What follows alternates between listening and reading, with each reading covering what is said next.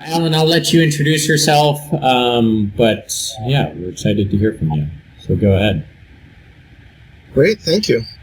So my name is Allan Konar. I'm a solutions architect with Upstream Security. We are a cloud-based security vendor. Our belief is that smart mobility should be safe and secure for everybody. And as John and Brendan already said, there is no silver bullet. There needs to be significant amounts of time and research put into what we do and how we do it. And that's one of the things that we're dedicated to at Upstream. So enough of that. I want to set the tone a little bit for what we'll talk about. The first thing, this is XKCD, wonderful webcomic for nerds if you're into it. But this is sort of a reference to the Untouchables, right? The Chicago way. They bring a knife, you bring a gun. They put one of yours in the hospital, you put one of theirs in the morgue, And so what should you bring? A knife to a knife fight? Awesome. A knife to a gunfight? Not so great. A knife to a wood fire? Not helping you at all. A knife to an oil fire? You're in trouble. So I'll bring a gun, and I'm great at the knife fight, and I'm great at the gunfight. But shooting that wood fire, shooting that oil fire isn't going to make it better. Water doesn't really help me in the knife and gunfight, but that wood fire certainly helps me. Oil fire makes it much, much worse. And then a lid, right? The best weapon of all. I'm bringing that lid. I'm stopping the oil fire, except clearly in the knife fight, gunfight, and wood fire, I'm not in good shape. So the point is that context is everything, right? We want to ensure that when we're talking about security, we're talking about it in context. There tends to be this hysteria, or there often tends to be this hysteria. Oh my gosh, there's a problem. We need to fix it right away. And what we need to realize is that when we're looking at the security domain, there's fixed resources. There's just so much that we can do to protect our assets, and that's our ultimate goal: protect our assets. In this case, it'll be the vehicle, it'll be the drivers, it'll be the services around the vehicle. That protection can be physical safety. That's something that Brandon mentioned. That's what brought him into this domain. But it can also be obviously protecting the OEM, the company that's making the vehicle and providing the service. Right? You want to ensure that you're not putting your organization at risk. Equally importantly, threats. That's what we're trying to protect against. That's an important thing to take note of. And there's an intersection of the asset, the threat, and the vulnerability, which is that weakness or that gap in your ability to protect what it is that you're looking to protect, your assets. That's what we need to focus on, is risk, right? Risk is that potential for loss. And that potential for loss, again, can be physical. It can be injury or death, but it can also be fiscal. It could be brand recognition gets damaged because of issues with with the vehicle. It could be PII based. Brandon and John mentioned earlier that screenshot from ASRG meetup where they blurred the faces. We're global companies now, and if we lose information, GDPR has pretty severe repercussions related to that. So our focus is going to be on risk as we go through this. Terminology-wise, I also want to say this ahead of time. Hackers are not bad guys, right? You're going to see lots and lots of headlines. Hacker did this, hacker broke that. And there's nothing I can do about those headlines. They're there, and I'll be showing some of them. They're not bad guys. All of us are probably to some greater or lesser extent hackers. We want to understand how things work and how we can tweak them, how we can make them better.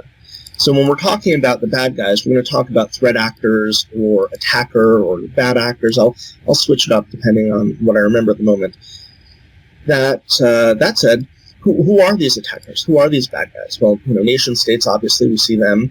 We see hacktivists. We see script kiddies who have just discovered, Nmap for the first time, or name your favorite tool. But we're going to focus a lot of our time on the criminal enterprises. And there's a reason for that. Criminal enterprises are just like the phrase indicates, they're enterprises, right? Their entire reason for being is to make a profit. Like except that they're doing it through theft and through ransomware and through all sorts of other methodologies and mechanisms. And the question that you want to ask is, what are their motivations, right? What are they looking to do? As opposed to script kiddies who may be trying to disable a service for the sake of showing that they are elite. These threat actors, right, these criminal enterprises are looking to monetize what they do. And that is something really important to keep in mind. So, first thing we'll talk about is controlling cars. I mean, ultimately, that's the nightmare, is that somebody can control the car, steer, stop, accelerate, whatever. Start with a little touch point. Once upon a time, long, long time ago, you did something physical, and it got translated into something physical, right? You cranked a handle, and the window rolled down. You depressed a pedal, and either hydraulics or fluids or a line did something. You turned the wheel, and your pinion engaged the rack, which is what you see in the diagram. That was cool. It was easy. It was low tech. The problems that sort of emerged were that the people buying these vehicles wanted certain features, right? They wanted to be able to open and close the back windows. How do you do that with a handle, with a crank? It doesn't work so well. So we started moving to these electronic systems. But, remember, there was a time when, you moved your feet and the car moved, right? Today, our cars, our vehicles, there's a running joke when the OEM says the only reason they put tires on their vehicles is so that their computers don't drag on the road when they're being driven. There are 50, 60, 70 or more computers, these ECUs, electronic control units in place. They're connected by these controller area networks developed by Bosch in the 80s. It's this physical layer, and as with Ethernet in the 80s, it was defined as a serial communication or serial bus. Right, so anyone who's played with Ethernet, CSMA, CD, carrier sense multiple access with collision detection. Any given device that is communicating will be heard by all other devices. Only one device can communicate effectively at a time. So we have a half duplex sort of environment. In the CAN world, we've added AMP, which is this arbitrary message priority. So this ability for an endpoint to specify an arbitration ID where the lowest ID wins in terms of what message should be processed.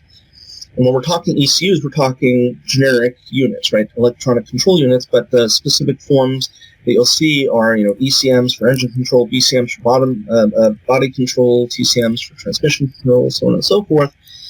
And we'll see that those have been vectors for some time because they're easy, right? When we're looking at the short-range attack vectors, and by the way, I want to take a space here, a beat here, to call out again to the Open Garages folks, Car Hackers Handbook, Craig Smith's book's a few years old now, but go to opengarages.org/handbook, and you'll see a really great introduction about how to take a look at the range of these attacks and the connected services and how to evaluate them in terms of risk.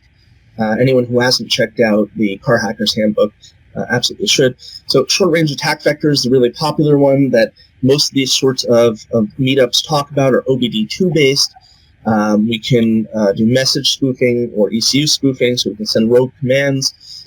We can connect to the CAN bus itself, right? If we didn't want to use this standardized OBD2 interface, we can jump and connect to that CAN bus and control the vehicle, modify configuration, so on and so forth. John had mentioned infotainment, IVI. That is a perfectly valid interface for gaining access to the vehicle.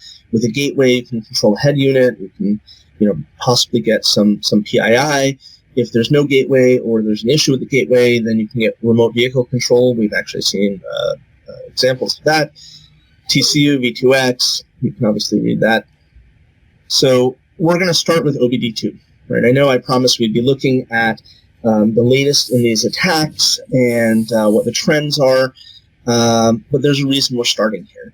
The DLC, or the OBD2 connector, is typically used for basic diagnostics, right? You can buy one for $5, $10 off of Amazon, plug it in, connect via an app on your phone, and get information about your vehicle. You can find out if there's a fault, what the fault is, if certain applications can actually steer you to the cheapest garage to get it fixed or whatever part you need, so on and so forth. That OBD2 that's our OBD2, that's our external physical interface into the vehicle itself. Usually we'll see it near the steering wheel, so to the left and down or directly under. Why are we starting here? Well, it's the prima donna attack vector of the automotive world, right? It's what everybody sort of starts with because it's cool. I mean, it's fun. It's a lot of fun to connect into the CAN bus and see what you can do. So what can we do? Frame injections. Remember I mentioned that the CAN bus is a trusted network, the CSMA CD AMP based. It means that it's a broadcast network. All ECUs on the CAN bus see all messages traversing the CAN bus. What that means is that any controller can send a message without validation. So they can send a fake arbitration ID. And remember, the lowest arbitration ID always wins, but in this case, we can mimic another controller's behavior. We can say, hey, you know what? I am the engine control module, and this is the RPMs that you're actually seeing. And the instrument cluster will display that. We're no longer in the days where there's a mechanical linkage directly from the tachometer to the wheels themselves.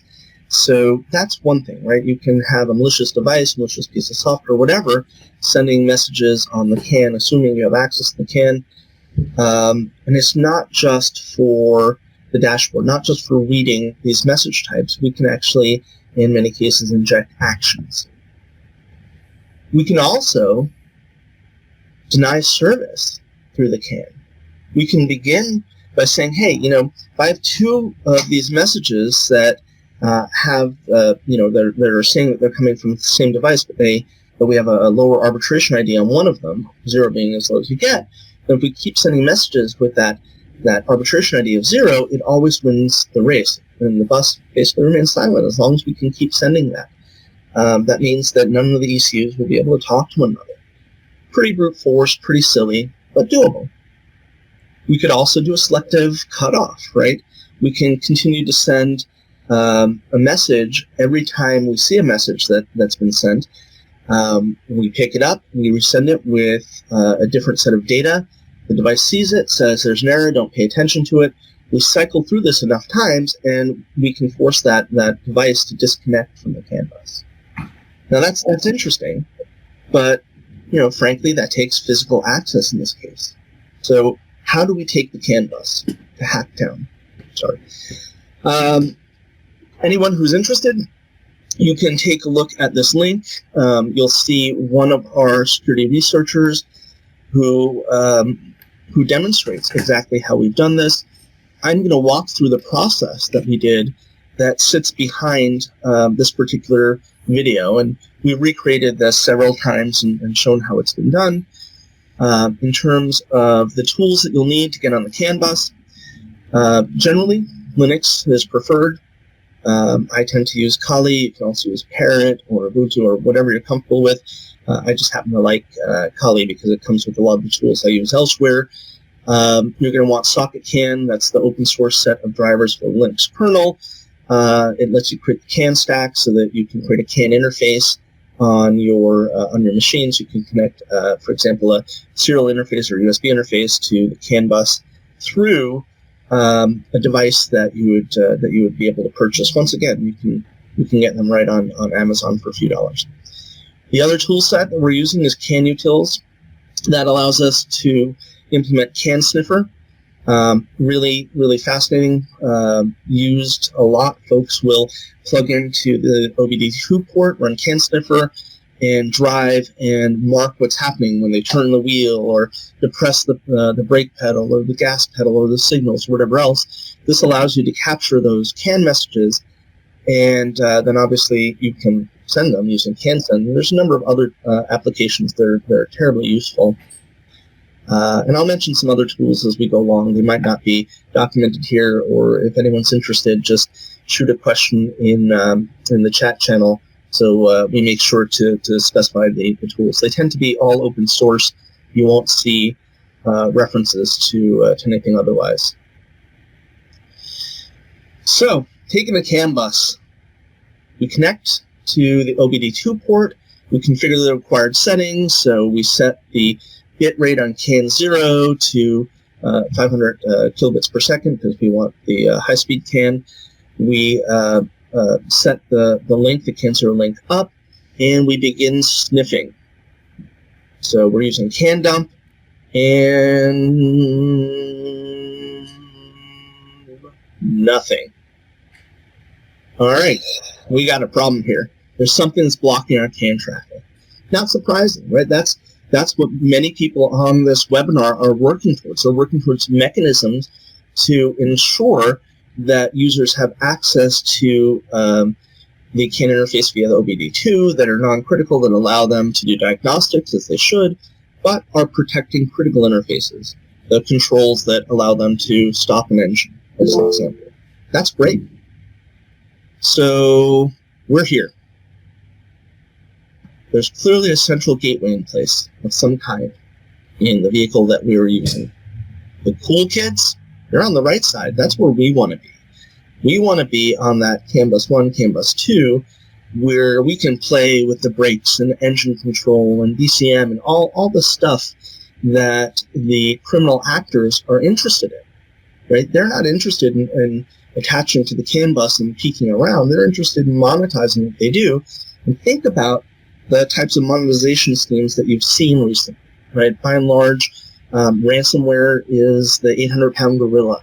So what would happen if you could disable an entire fleet of trucks the week before Christmas?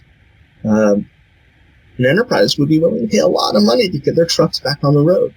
But there are other use cases, and we'll talk about that. But we want to be on that right side. We want to be where the cool kids are, right?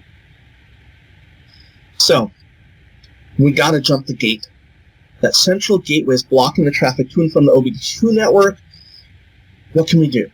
Well, we can look for vulnerabilities and exploits, right? We can look for 0 days. We can look for memory vulnerabilities.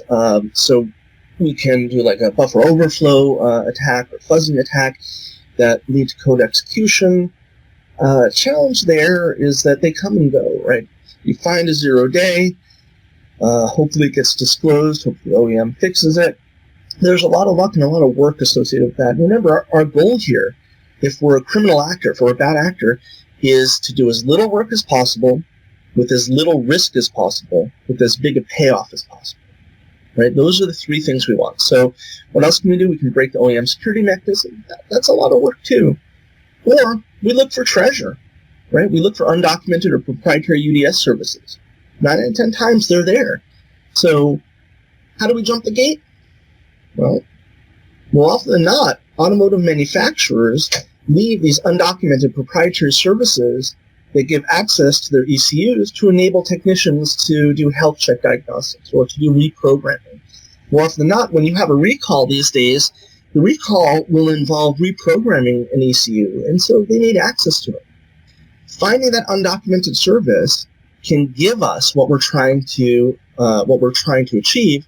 In fact, it can do it with the least work, right? That's their goal. Smallest amount of resources, greatest amount of impact.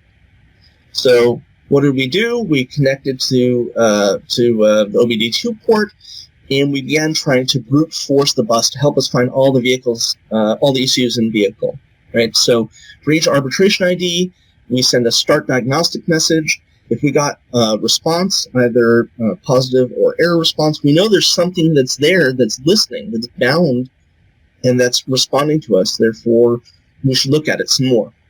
I blurred out the addresses so that the guilty can remain guilty, but they're not visible. Once we found that list of ECUs in the vehicle, we're able to then do a very similar thing, a similar approach. We send an ECU request to every service ID on each of the ECUs one by one, and if we detect a response, we found a service in the ECU. Again, this happened. We did it, and we found responses. And those responses indicated to us that we could honk the horn, we could start the wipers, lock and unlock the vehicle, activate the brakes. In fact, we were able to, using CanSend, send out messages that did these things to prove it out. And that's nice stuff. That's great. That's a great way to learn how this stuff works. But we want full control of that vehicle, and we want full control of that vehicle remotely. So how do we do that, right? Breaking bad access control. Right? This is where we go all... No, I won't make that reference. Never mind. So how do we do it? Well, we want to find the security access algorithm and the secrets that are in use. Generally, what you'll find is that crypto is in use. When I say crypto, I mean cryptography, is in use in the automotive domain, as well as many of the other domains that you guys probably play in. And more often than not, either open source mechanisms are used, and more often than not, they're not updated. So in this case, when we went to look, we found that the algorithms and the way the secrets were held hadn't been changed in 5 years. So how do we do it? Right? Again, least amount of work, biggest impact. We can use legitimate tools to reprogram the ECU while sniffing the bus, trying to figure out the algorithm, a lot of work. We can reverse engineer the ECU itself, so extract the firmware, and then work our way through that. Again, that's kind of specialized and a pain. Or we can reverse engineer the tools that are used by legitimate technicians and find the algorithms and secrets themselves. Most of the time, those applications are Windows binaries, right? They're put out by the vendor, whichever the OEM is. They're used by the dealer technicians to do diagnostics and do reprogramming on the ECUs when necessary. Challenge is that the software is really expensive. It's intended for the technicians. So what do the bad actors do? They get cracked versions. Right? They're all out there if you search. There's a certain irony here, which is that hackers, and again, I hate that they use the word hackers, bad actors are targeting other bad actors by infecting their tools with malware. So you'll find that there's cracked versions of the software, and sometimes those cracked versions do bad stuff.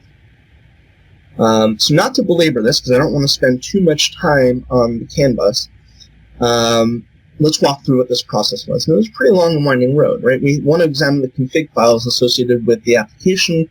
It's a Windows app, so we can look in the ini files that are associated with it. Challenge is, more often than not, they're encrypted. So we have to figure out how to decrypt them. As I mentioned, the encryption mechanisms in this case were not terribly high-tech. Basically, every 2 encoded bytes represented 1 decoded byte. So the decoding algorithm is done on the first and second byte. The combination of both creates a decoded byte, and frankly, it was fairly easy to work our way through it. What do we get from that? Well, the good news is that we now have the arbitration ID of every single ECU. Once again, we're protecting the guilty here by not showing the actual details of what we decoded. But with that arbitration ID of each of the ECUs and understanding the mechanism used for encryption, we're able to access the control seed key. So when you have the initial exchange, use that control seed key and the algorithm, which we got by reverse engineering the Windows software. Right? So you can use either Pro or whatever your favorite piece of software is. You find that algorithm, you now have the algorithm and the key, we can now profit. That means that we have the ability to flash the firmware to any ECU in the vehicle, bypassing the CAN gateway, because this software does just that. Awesome. We could potentially flash firmware in place that gives us remote access, or that has a time bomb in place, so based on certain heuristics, takes a certain action. There's all sorts of great stuff we can do, but if I really wanted to crash somebody's car, I'd cut the brake line. That's a lot less work. So what is it that we're seeing? Again, as a touchstone, we're seeing that most of the top manufacturers in the world are saying that all of their new vehicles are going to be connected by the end of 2020. The 3 top-selling manufacturers in the U.S. have said they'll only sell new vehicles that are connected by 2020. So we're talking about close to 1 billion connected vehicles by 2023, and this doesn't take into account retrofitted connected vehicles. So you have, for example, safe driver's insurance that gives you discounts when you're driving if you put a dongle in your car.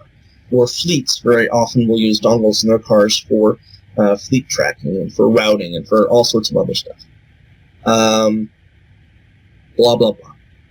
What's that mean? Well, it means that all of a sudden there's a new set of these vectors that we have to worry about. Some of them we have to worry about more than others, right? So we suddenly can attack the telematics servers, or the automotive cloud itself, which might have the OTA servers, the application servers, telematics servers, all the servers that allow you to do that remote control of the car. This is sort of the biggest nightmare. Someone gains control of your telematics servers and shuts off every single truck in your fleet, or flashes firmware that bricks your vehicles. Those are the nightmares. And these are all hypotheticals I'm talking about, by the way. We'll go into some examples, but I'm talking hypotheticals here. OTA server, obviously a part of the automotive cloud, but we want to focus on that specifically. What you'll find is that in the software world, there are mechanisms for signing software that are in popular use. So if you're talking about Windows, typically there's Authenticode signing. It's protected by way of PKI. So that means that when a digital signature is created, it's not just shipped, or digital signature being hashing.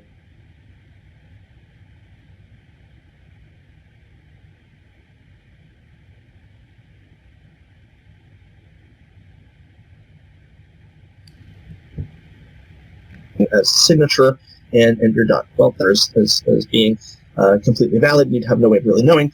And so in the software world, typically, there'll also be a signing process by which you use a private key that's not exposed to anyone but the signer. And now you can actually do the inverse of the signing function to validate that neither the software nor the checksums have been changed, and we're good. Frankly, the automotive world hasn't really gotten that far with code signing. I will throw one little piece of wisdom out there. It's one of the few that I have, which is that code signing is great, even if, and especially if you're doing PKI based and crypto based, but it's useless unless you're actually checking the signature. And we found significant numbers of cases where that's not true. And to be fair, it's not just in the automotive industry. Right? This happened to ASUS a couple of times, where updates were sent, they were properly signed, but ASUS laptops didn't check the signatures. They just accepted the updates, which included updates to BIOS. It's the same thing here. That's a worry. What else? Attack from the OT network. This is a future one that we're expecting to see. We've seen kind of weak variations of it, but what happens when someone decides to scan the automotive cloud from their connected car? I mean, the connected car is connected to the automotive cloud as a trusted network source. So what happens if they decide to do that and then try and gain access to the telematics services or whatever else? Attacking the application server and the mobile app itself. Again, we're looking at the case where we're trying to keep up with the Joneses, right? We're trying to put out mobile apps that unlock the doors and start the car, show you where your vehicle is, honk the horn. And we're having the same set of challenges that the mobile app developers in the enterprise world have had for some time, and that's that we're doing continuous development, continuous integration, and things slip through. I mean, much of what we'll see as we move forward is that the bad actors took advantage of non-secure coding practices, or bugs that slipped in, or automation that happened that provided information that shouldn't have been in the code.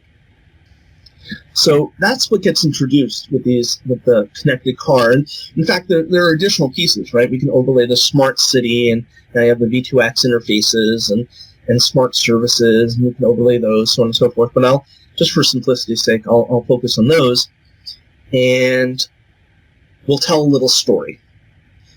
Upstream, as a cloud-based security vendor, realized that as our OEMs were providing us their telematics information, application information, that we were seeing certain repeatable trends and mechanisms and methodologies in use, and we decided that we needed to share that internally, right?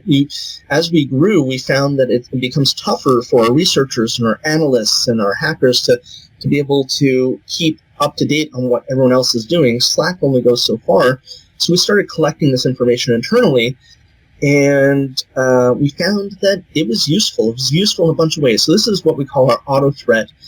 And auto threat is a collection of incidents since we started tracking in 2010, where each incident could represent a singular thing, or it could represent something that's endemic. And that's the thing to remember is 460 incidents in a decade, big deal. Well, it is a big deal. In the enterprise, we get this many incidents in a week or even a day in some cases. In the vehicular world, in the automotive world, each of these incidents can affect one person. It can affect a fleet of thousands of cars. It can affect entire make, model, trim, year of millions of cars. So these incidents are significantly more dangerous and more interesting at the same time. So walking through this, what have we seen? Well, we've seen there's been a significant growth in these incidents, right? There's been a 7.5 time growth from 2016 till 2019, 2.5 time growth between 2018 and 2019 alone. And that's because, number one, the introduction of connected vehicles and services. Number two, bad actors recognizing that they can monetize access to these services and their bad actions.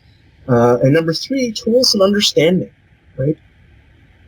What else is interesting? Well, as of 2019, the black hat is what we call it there, but I'll say bad actor based incidents outnumbered the good actor incidents. So the researchers, the journalists, the students, that happened for the first time in 2019. That's amazing. I mean, think about it. You now have people trying to monetize this attacking that's not just a key fob relay attack. What we'll protect against by throwing our key fob in a coffee can. These are folks that are getting pretty sophisticated in how they're doing it. What are we seeing? Well, if you take a look, you see that keyless entry, key fobs, that's still that's still the largest vector. It's not the majority, it's a plurality, right? 28% of the attacks that we've tracked have been key fob based. But the vast majority of those, 98% of those attacks are focused on stealing a car or breaking into a car to steal something from within the car or both. That's terrible, right? Someone steals my car, it is a tragedy. But as an OEM, as a security enthusiast, my bigger worry is, against the security and safety for the greater public, for the greater good. So what are we worried about here? Well, look at the mobile apps. We mentioned mobile apps.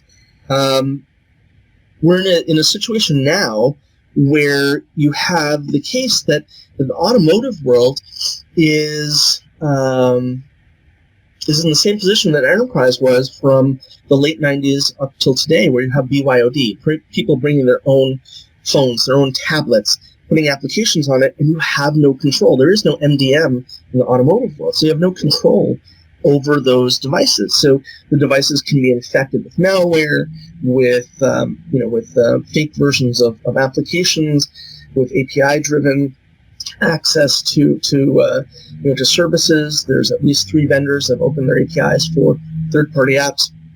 What have we seen? Well, privacy breaches. Our old friend PII, right? These privacy breaches cost a lot. There are the lawsuits. There are the government fines, especially if we're looking at GDPR. There's loss of OEM credibility. That's bad news, right? Car control systems. A lot of this happens to be researchers. The majority of it happens to be researchers, but researchers can find this stuff, so can bad actors. Service and business disruption. We've seen, for example, car share companies that have been affected by this that have had to suspend service until these issues have been resolved. Location tracking, fraud. This is actually also where we have an intersection with safety. Another thing that you'll see very often is that a couple will break up, one will keep the vehicle, the other retains access to the vehicle through the mobile app, and is a little bit angry and starts the engine at 3 in the morning so that the gas runs out, or sets the alarm off at 2 in the morning, or tracks where their significant other is and harasses them. That's where it begins to abut safety, and it gets really, really scary. And it's not just true there. We're also seeing in the secondhand market, as folks are trading in vehicles, they're forgetting to remove their details from their Bluetooth connected phones, or to disconnect their accounts from the mobile applications. We see it in the rental world too. So, the mobile apps are certainly something that we have to worry about, but we have very little control over. And ultimately, the servers, right? This is something that we are very worried about. Because again, PII, right? That can cost us a lot of money. Car control, that's something that we're not seeing a lot of outside of researchers, right? So the Wired magazine GPAC, that was great. That was cool. It took a lot of work to do.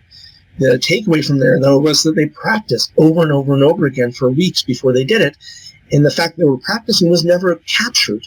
So visibility is key. That's the reason we present these threat trends, is that without visibility, you can have the best defense possible in your vehicle.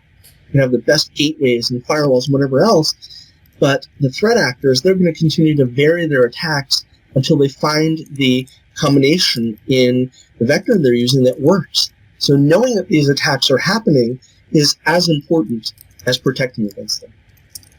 For anyone who's interested, we put out a Global Automotive Cybersecurity Report every year. It's free. You can go to the URL down there. We'll post the URL afterwards, and you'll have access to it.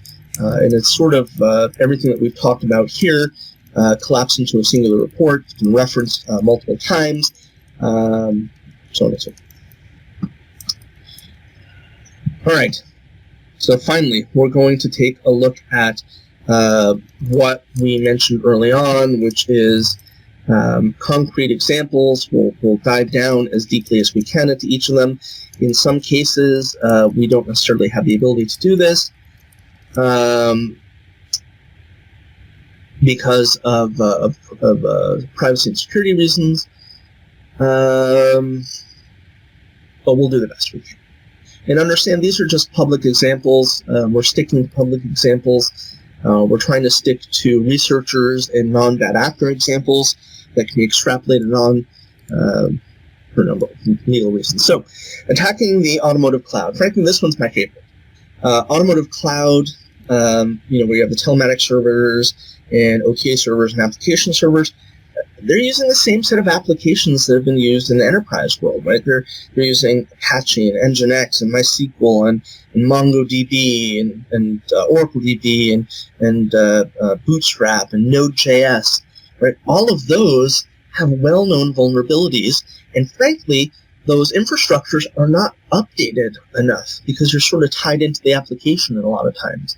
I do pen testing and red teaming, and probably the top result I get more often than not is that someone's using a very, very old version of Node.js that has known vulnerabilities. It makes it easy for me to attack. I don't even have to work at it. I can just go and look at CVE and take sample code, and I'm good. So attacking those allow us to send a set of messages from the telematics server such that it looks valid to our vehicles. And that means that we could send door unlock commands. We can send stop engine or kill engine commands. And that's catastrophic. This is one of those cases where we're worried about ransomware, someone attacking the telematics server and locking the OEM out or the fleet out of the ability to control their connected cars. Equally importantly, not doing a ransomware attack, doing a targeted attack and originating those messages from the telematics server to the connected cars where it looks valid, right? From the connected car perspective, it's coming from the right telematics server. But it didn't come from an application server, which didn't receive the request from an application. So how can we tell there's a problem? Well, we can't. On the connected car, we really can't. It's non-trivial. So this is, again, one of those points I wanted to make, that we need visibility in order to see what's happening. We need visibility end to end because we do have a complex chain. So a simple example, 2018, Sykes and Lovdanis. Sorry, my memory is not so good. Sykes and Lovdanis, they found misconfigured server by CalAmp, which gave them direct access to most of their production databases. Simple misconfiguration. Well, that doesn't count, Alan. That's not fair. It's misconfiguration. I mean, that happens. Yeah, that's the point. It happens. We see that databases get put outside of their protected domain. We see that source and destination controls aren't put in place. These are all the things that, again, we're seeing in the enterprise and we've seen for the past decade. So what did it do? Well, it gave them access to the back-end systems of internet-connected vehicle management systems that were provided by Viper, which then meant that they can locate vehicles, they could reset passwords, unlock doors, disable alarms, start engines, kill engines if they were, configured to do so by the dealer. This was a simple misconfiguration. I just want to make that point. The misconfigurations and issues in code, they come up. We have a more recent example. This happened to Mercedes-Benz just last year, end of year. For those that are saying May 2018, that's forever ago. Well, just end of last year, Mercedes-Benz had a similar issue where there weren't correct filters, and you could bring up the app and see other people's data. In fact, that's what you typically saw. And if you, for example, put into place a proxy on your phone, there are tons of free proxies you can put on your phone. You can capture traffic back and forth between your application and the back end. It's something I did the day after we purchased a new car for my wife. She was not happy about it. And I logged into the app and took out the bearer token. Remember, this is HTTP in most cases. So I took the bearer token and then connected to that back end, pretending to be the application itself, right? Using Chrome, I was able to change my oh gosh, English no good today. I was able to change my agent ID so it looked like it was coming from my phone, use that bearer ID by using a plugin to put the token in place. And this was all manual, really easy, took me less than 2 minutes. And it allowed you to go through multiple different users' information. I just went and kept changing the ID that I was looking for information. The JSON that got sent back to me was for different users, right? If I extrapolate from there, I could just easily control those users. And there's a great article that we'll reference and post in here. It was written by a researcher who did something similar, but instead of putting the proxy on their phone, she put it on her laptop and attached the phone to the laptop, but the same process works effectively. Very easy to do, not necessarily easy to detect. Malicious OTA, 0 day. Well, I mean, this one talks for itself. Effectively, we have this ability, potentially, if we take over the OTA server, to put firmware in place that allows us reverse access, to create a reverse shell. So if we get that OTA server and we push the OTA software out, or if we gain access to the network between the OTA server and the connected cars, the automotive cloud, we have this ability to fake the software, the firmware that gets put in place. And again, that gives us access to a single vehicle. You saw that in the example we walked through when we connected to the CAN and we were able to push bad firmware in place.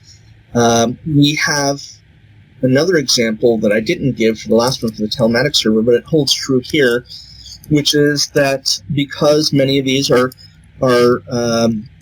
using software that is well known, you can use Nmap as an example to find open ports, find an open port and connect to the port, and find certain simple issues. For example, one of the servers we found had a serialization issue connected to a port. The serializer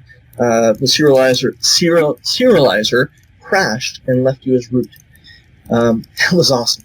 That meant that we were able to write some scripts and wrap some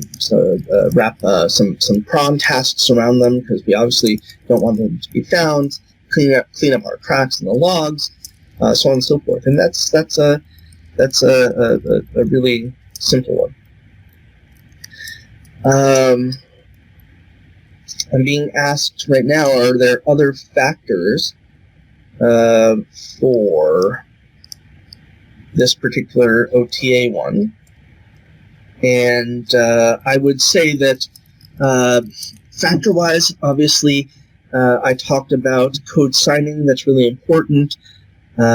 Visibility is probably the most important, so understanding that when something gets pushed by the OTA, it's intended. But another factor, which is that not all of these are malicious. Let's say that we have a new piece of firmware and there's a bug in it. Right? It happens, right? That firmware gets pushed down and your connected cars are driving and it affects their braking ability, or it reports back bad information to the telematics server on GPS or whatever it might be. Well, you really wouldn't know that until someone complained. That's not the VSOC you want. You don't want your SIM to be a customer calling in and complaining, because you've already lost at that point. So you need that visibility within the connected car fleet once it's received that firmware update to know, okay, maybe there's something wrong here. And even more importantly, can I take automated action? Right? When you have these sorts of deterministic events, one of the things that we want to try and do is make it easier for individuals like us to manage them. Right? If you have tens of millions of vehicles to manage, you don't want to have hundreds or thousands of people looking after them. What if we could say, if there's a firmware update, so keeping the context, we had a firmware update, and within 10 minutes we started seeing bad data, or braking characteristics changed. If we could see that and take action on it through a SOAR, right, that would make our lives significantly easier. We sort of saw an example of this when we went through the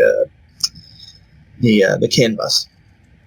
Number 3, attacking telematics server. So I've gone through that over and over and over again, but in this case, instead of attacking it from the interwebs, we're now attacking it from the connected vehicle. This one's kind of funny because there have been some previous attacks that haven't been hugely significant, but they're interesting. One of the earliest ones was a user realized that there was a physical SIM card in their vehicle, and they removed it and put it in their phone, and they got unlimited data over the dedicated APN for the connected car network. Could have been more dangerous, right? I mean, once you have dedicated access to the APN, so the over-the-air network for the connected cars, right? You want this to be a separate APN because it's going to be continual lots of traffic. It's not just going to be about data theft. It's not just going to be about OEM having to pay for the 50,000 hours of data, unlimited data that this person used. And this isn't one that we've seen today. It's not one that I think we would expect to happen, today, tomorrow.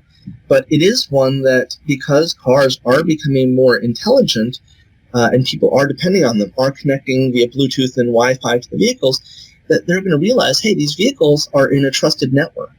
So maybe I can scan that trusted network, the Automotive cloud, to see what's available. Maybe get a foothold in the Automotive cloud and pivot. So maybe it's something as simple as getting access to a router which has a known vulnerability and initiating a pivot. This is now starting to sound a lot less like a vehicle, but we're talking about computers on wheels, and so we do have to consider that. We do have a quick question, which is, would an increase in secure code quality significantly reduce the threats of connected vehicles, or does it depend on multiple factors? If so, what other factors can you name? Now, I'm picking that one up because these last couple of vectors we've been talking about touch those significantly. And the answer is yeah, absolutely. Improvement in code quality everywhere reduces those available vectors. We've actually been speaking to OEMs that have started to do static and dynamic code scanning. They've started to implement processes internally related to code. So, for example, a developer isn't allowed to push their code to their internal repo unless they meet the organization's internal security metrics, which include policies, which include a scan every week and pushing down the policies, whatever it is. So process and improvement in code quality, certainly. Training on secure coding practices, that's incredibly important. Those two alone can mitigate a massive amount of what researchers have found. But there are other factors, and those factors are the same ones that we see in the enterprise and the commercial world, which is that very often we're using libraries from others, right? So we can maybe guarantee the quality of our code, but what about the code that we used for TLS, right? OpenSSL has been in use over and over and over again across the world for a long time, and recently there were a number of issues, long-standing issues, that have been exposed on. So, there are numerous libraries at play. There are certain practices that go to code quality, but not in terms of what you're writing, but in terms of the tools you're using. What if what's posted for the open source to GitHub is not what you get when you do a yum or an apt-based install of that library or that piece of code? It's not necessarily the same. So there could be issues embedded there. All right, so continuing, attacking the telematics server from the OT side, we do expect that to become a vector moving forward. Attacking the application server from the mobile app. I gave you a great example, actually 2 or 3 examples, where I was able to put a proxy in place and intercept the traffic from my mobile app. Obviously, it involved a little bit of work. I had to generate a certificate for the proxy, install it as a root cert in the mobile app so that it wasn't flagged as being invalid. Interestingly enough, the vendors have not implemented HSTS or cert pinning, so I was able to do that. For those that are interested, we can specify some links to information about that. Remember that much of the technology in use is widespread, so we're still talking HTTP, JSON, JavaScript, whatever. That one was a simple one. So what happens? Well, we can find the vulnerabilities in the mobile web app. And once we have those, we effectively can get to the telematics server and we can take control of someone else's car. So we can say, all right, app server, unlock this car. App server, start this engine. App server, kill this engine. Well, again, visibility is key here. All we're seeing is that the connected car's doors opened. Great. Let's look at the telematics server. Telematics server says, yeah, I got a request from the app server to unlock it. It's valid. I look at the app server. Yeah, I sent that out. Completely valid. And I received it from someone who, has a correct bearer token. So we need this end-to-end view, right? Visibility is key to understand what otherwise looks like a valid transaction, whether or not that actually is a valid transaction. Again, this is an example from the research world. I hate that it says hacker, but there was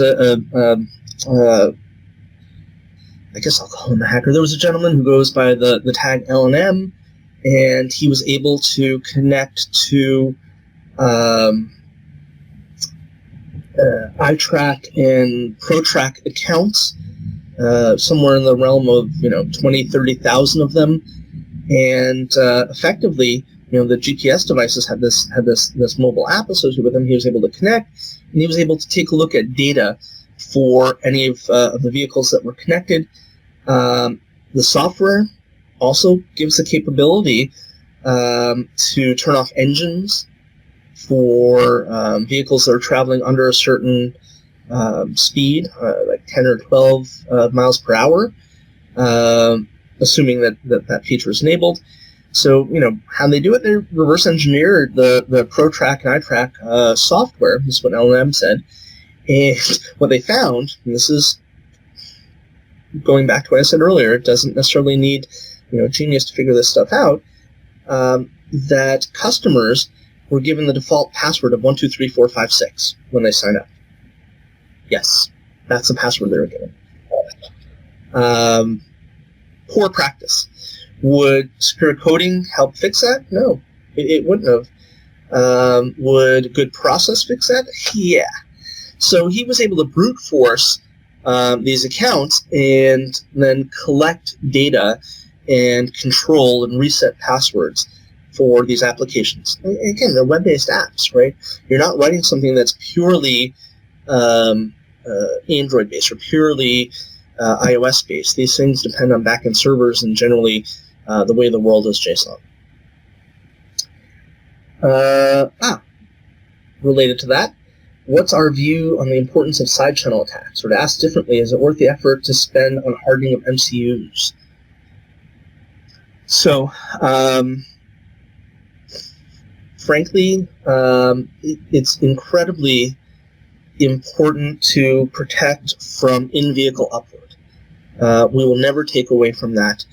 It's important to look at a range of solutions. There's some really brilliant ones. Red Balloon, as an example, they do this interesting code interleaving that can detect variations in behaviors. There are firewalls and there are gateways and hardening mechanisms that can happen. We should never give up on those. Obviously, we want to have a multi-layered defense. The best defenses that we see in the world today are based on zero trust. They're based on moving away from the hard candy shell, the gooey, creamy inside firewall model that's been used for a couple of decades. They've now moved to this zero trust model where the components are understood to exist anywhere and to be able to access stuff from anywhere. Well, if we can marry that model to the in-vehicle world, that's the best of both worlds. So protecting the in-vehicle via good gateways and hardening and good coding, secure coding practices. But as I've said throughout this entire thing, it's equally important to ensure that we look for we try and ensure that we have visibility world to world. So anything that's done in vehicle should also be instrumented such that your servers have access to logs and activities that occurred in vehicle, so that you can look for the heuristics that help you detect an attack, or even better, predict an attack. All right, what's next? Attacking the private API mobile, so attacking the operator network, so trying to connect to the infotainment or TCU to find vulnerabilities, access the CAN bus, ECUs, and more. Again, perfectly valid, but more work than all the rest that we've looked at to date. That said, Tencent Labs, love these guys. They have the Keen Security Lab, and they have focused on the Tesla for a long, long time. In fact, if you take a look, we're including these links to the specific incident that's referenced here, where they were able to, over the internet, connect the infotainment system, jump the gateway. To be clear, that involved some work connecting to the infotainment system originally and gaining root access and making some changes. You'll also see the details of how they remotely compromised it. They presented it at Black Hat. Interestingly enough, they presented this in, they did the work in 2016, they presented it in 2018, they presented it in 2016 to Tesla. Tesla put a bunch of fixes in place. They redid a series of the same attacks or similar attacks in 2018, which is what they presented at Black Hat, and they were still able to access the Tesla remotely, jumping the gateway. Why is that? Well, there's a significant cost and time factor associated with putting these fixes in place, not the least of which is the coding, but also the QA, right? You have to test this stuff. And Tesla's done a phenomenal job. I mean, they've turned the market on its head, right? They have introduced this idea that we want to do firmware updates over the air because we can fix problems in our code, and our code directly controls our vehicles. If you want to harden those components, right, that takes systematic changes. That takes years. It means, as I mentioned, coding practices, static and dynamic code analysis, all of that, and then pushing all that software to your vehicles. And we know it's a 3, 4, 5, 6, 7 year cycle in some cases to do that. So it takes a long time. You have to figure that into the solutions that you choose. You know, talking again about the side channel attack question, you have to figure that out. Figure that into how you want to approach this, what your strategy is, and understand that visibility is key. I'll say that now. I'll say it again. I'll say it over and over again. In fact, takeaways, if nothing else, the folks that we have to worry about, they're looking to monetize our activities. The folks who aren't looking to monetize, the researchers, are giving us this information and helping us understand how to do things better. That's what the Open Garages folks do. That's what ASRG does. That's what Auto ISAC does. It brings people together, or they bring people together to share what we found and as a community to make it better. And they've done a phenomenal job at it. It's the bad actors we have to worry about. They don't want to share what they found. They want to monetize their activities, and they want to do it with as little work, as much payoff, and as little risk as possible. These remote attacks, they're attractive, and they're only going to get more attractive. Again, less risk, wider set of targets, they're more profitable. Right? The idea of attacking a singular vehicle via Bluetooth or Wi-Fi or OBD2 versus attacking a server with well-known components and being able to control every single car of a certain make, model, trim, year. Layered solutions are key. You have to have in-vehicle solutions in place. You have to have them. They need to be instrumented such that we have to be instrumented such that we can track what's happening in vehicle. But you'll see that this term VSOC has popped up in the last couple of years. This idea that you have a vehicle security operations center similar to the IT SOC, but with OT-specific knowledge overlaid on the IT solutions. That would be a combination of in-vehicle gateways and reporting and cloud-based solutions that allow you to collect and aggregate that information, because it's not just the vehicle info we want to see, right? It's the server info, it's the application info, so on and so forth. Quick question popped up because I keep saying, that bad actors are looking to monetize activities, and the question is, how exactly are they monetizing it? There's a range from the fairly simple low end. There was a group of thieves that purchased a key reprogrammer from Amazon. It was $200 something bucks. With shipping, it cost them $400 because where they were. They started stealing vehicles and working with a garage. The garage would take in a totaled vehicle, ask these thieves to steal a vehicle of the same make, model, year, trim, and then switch VINs and resell the vehicle as new. Low tech. I mean, other than they're using a reprogrammer in order to access the car and start it, move, and to disable the GPS so that it wasn't trackable, so on and so forth. Interestingly, the way that they were found wasn't because of, an OEM or a fleet or whoever else, tracking them and figuring it out, or even the police. Somebody in the group got angry at somebody else in the group and turned them in, and they were all arrested. This is, again, one of those cases where visibility would have been key here. So that's the simple side. We're starting to see that in the fleet world, there's a number of ransomware attacks in order to stop the fleets from being able to operate. I mean, that is that's one of their nightmares, not being able to use their vehicles, and so they have to either recover from backups if they've done them. Many of these fleets have not done regular backups, or pay off the ransom and hope that they get access to their systems again, or start from scratch. And I've seen in the past couple of months, at least 4 or 5 incidents that have come across my board where that's happened. We're going to see other cases for monetization moving forward, right? I mean, every technology that we've used, bad actors have tried to figure out how do we take advantage of it in order to make money, whether it's spear phishing in order to gain credentials to the back-end server. We saw that just last week. Any range. And visibility is key. I mean, I keep saying it, but you need to be able to have your in-vehicle solutions, but you also need to be able to track not just the vehicles themselves, but all the software and services associated with them. So static and dynamic code scanning, cloud-based VSOC that is able to integrate data from your application server, from your telematics server, from the vehicle gateway, from services that you're introducing.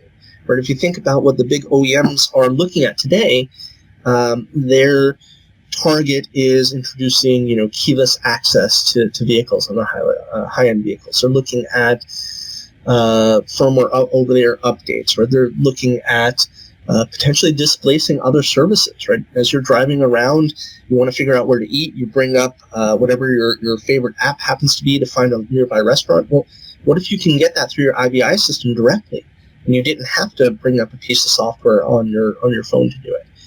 The more that we're looking to monetize the services on top of these wheeled computers, the more vectors we're opening up, and the more we have to consider that the bad actors, bad guys, are going to try and monetize it. I will say that I am done presenting right now.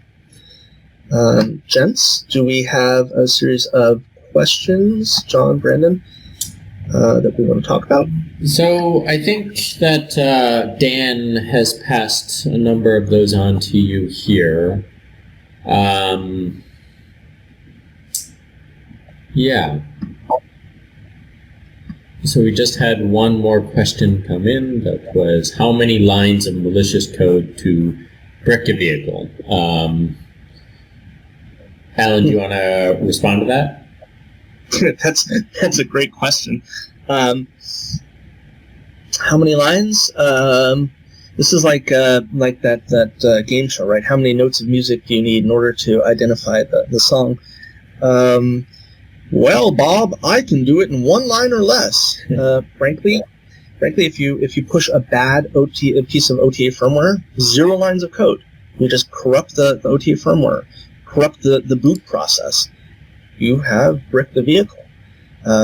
Literally 0 lines of code. Yeah, we've seen this happen.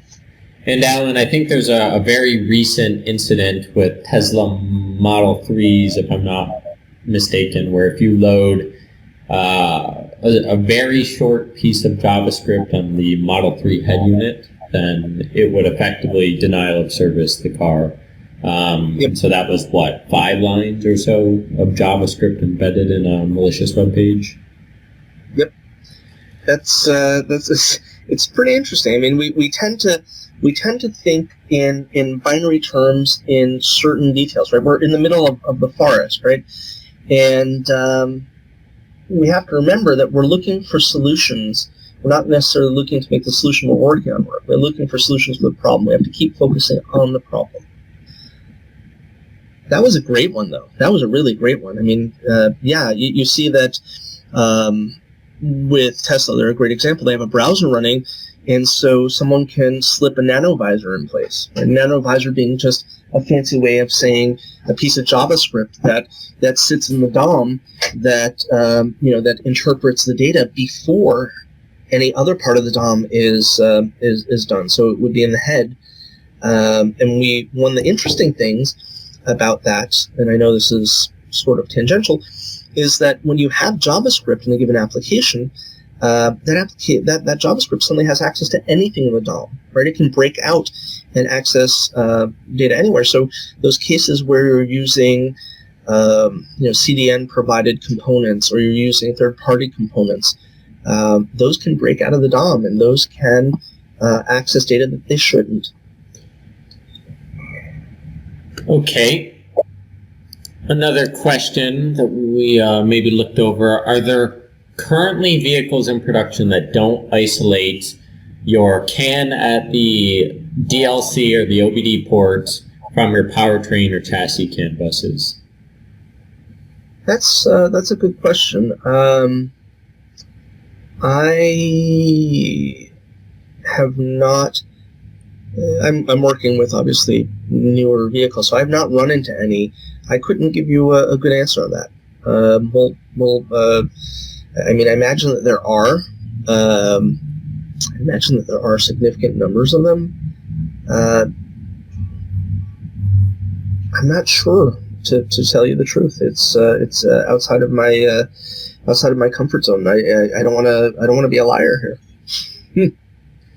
Well, and I'll just point out that sometimes secure gateways are a function of vehicle cost. So if it's a lower or more economy vehicle, gateways aren't placed in the vehicle.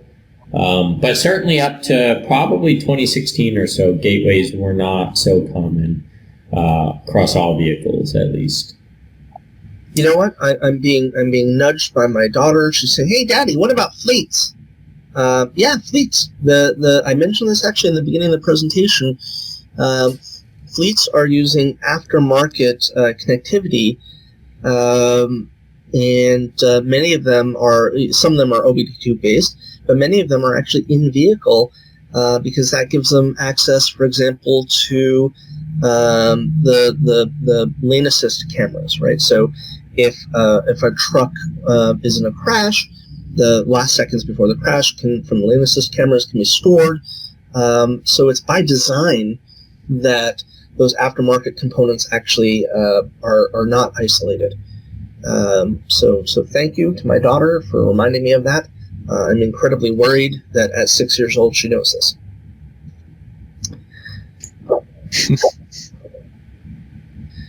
Let's see, another question. What in-vehicle data is analyzed in VSOCs today? Are the OEMs able to transmit detailed infos of the CAN or other bus systems and ECUs to back-end monitoring systems? That's a really good question. So what in-vehicle data is analyzed by VSOCs? So VSOCs are still nascent, right? We're seeing a lot of cases where MSSPs are helping OEMs to begin their VSOC operations. We're seeing cases where IT SOCs are helping to bring them up. We're seeing that by and large, OEMs have decades of data that very often is used for root cause analysis, for RCA, for other stuff, but it's not actively used for security. Security, remember, tends to be looked at as a cost, as something that has to be done, hence we need to focus on risk, right? The risk versus reward or the downside. So what's being analyzed? Well, in our case, we're seeing a combination of in-vehicle gateways that are sending us information. Interestingly enough, because we're an out-of-band cloud-based solution, we actually get the data from not directly from the vehicle, but from a logging source in the automotive cloud. So, for example, a vehicle might be taking advantage of MCVP, right? Microsoft's IoT services for vehicles. So they might be using Google. So they might be using Amazon's, AWS's. Many of them have set up environments where you can subscribe to data streams. So a pub sub model for those who've used Kafka before. An example, since I mentioned Microsoft, they use Event Hub, right? So you have the ability to subscribe to Event Hub and get information from the vehicles without being in line. So this means no changes to the vehicles. They're already sending this information back to the telematics server. It's already being stored in their AWS cloud or Microsoft cloud or Google cloud. And we're able to extract that data and see information from the CAN itself or from the gateway itself. Equally importantly, we're seeing that the telematics servers obviously have logging functions, and more often than not, those are able to be dumped into XML or CSV or JSON files, which can be ingested. But most of the time, what we're most typically seeing is that the data that we're accessing, the data that we're working with, tends to be from the automotive cloud. OEMs are working to expand the the amount and the type of data that gets shared back to their clouds. Yeah. Great. Okay. So with that said, I think that's the extent of the questions, and I want to give everybody some time here. So thank you everyone for joining. Allan, thank you so much for presenting. Really enjoyed your presentation. If you guys need anything from the ASRG or want to reach out, again, reach out to hello@asrg.io.